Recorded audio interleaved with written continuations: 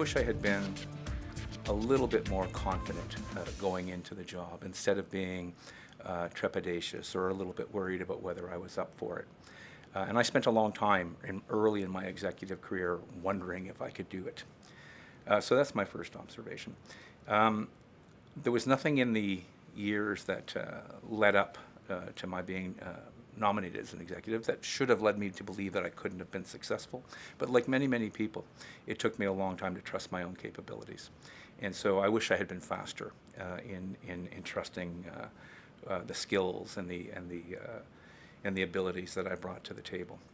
The second thing I would say is that I probably wish I had been a little bit more open to identifying potential paths that my career might have taken.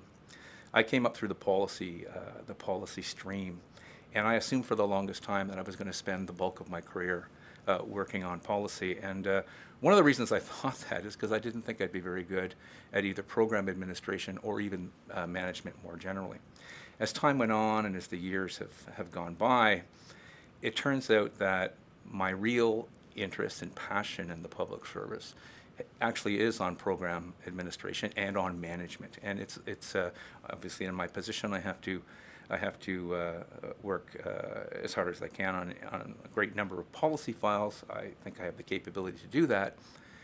But if I'm being honest, I would say my first love is the management side of it. And I never would have guessed that when I first started in the public service. So if there's a lesson that's applicable to anybody in anything I'm saying here, it's kind of an obvious point, and that is, don't assume that who and what you are at age 30 or 28 or 35 will be what you're going to be like when you're 45, 50, and 55.